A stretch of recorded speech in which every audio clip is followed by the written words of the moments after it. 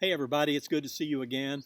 As I mentioned yesterday, over the next few days, every evening about this time, we're going to just share a devotional thought as we move through this Holy Week between the time that Jesus entered Jerusalem on Sunday and his crucifixion on the following weekend.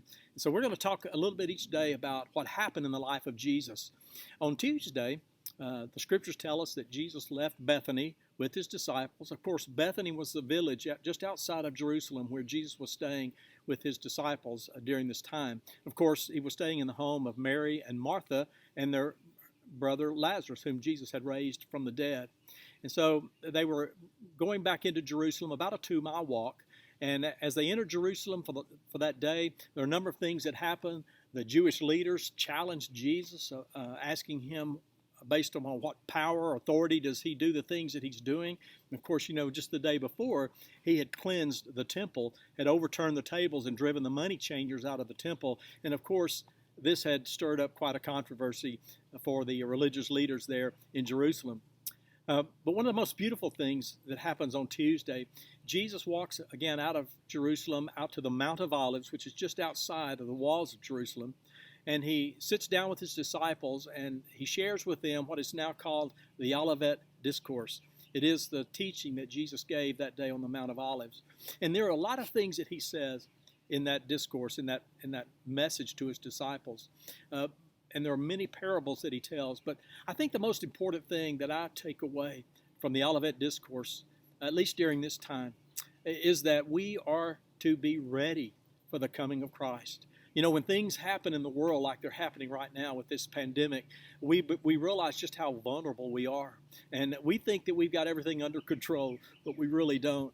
And so we recognize how vulnerable we really are during a time like this. And it causes me to begin to reflect on when will Christ come again? And of course, the scriptures tell us, and Jesus tells us in the Olivet Discourse, that we don't know the hour. We don't know the day when he's coming. But he does tell us this, that regardless of when that is, we should be prepared for his coming. One of the stories, the parables that he tells in relation to that is a parable of the 10 virgins.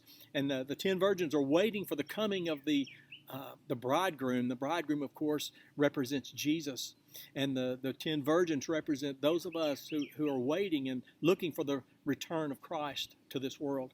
And as they're waiting, the scripture says that 5 of the virgins had extra oil for their lamps so that they could keep them burning. And then 5 did not. And when the bridegroom was delayed, they fell asleep. And then when the alert was given that the bridegroom was coming, they all woke up and 5 of the virgins were ready and prepared and they had oil for their lamps and 5 did not. And so 5 of the virgins had to rush quickly to see if they could purchase more oil so they could get ready at the last minute. But of course, while they were gone, the scriptures tell us this in Matthew. But while they were on their way to buy the oil, the bridegroom arrived.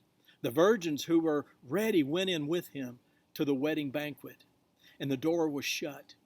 Later, the others also came.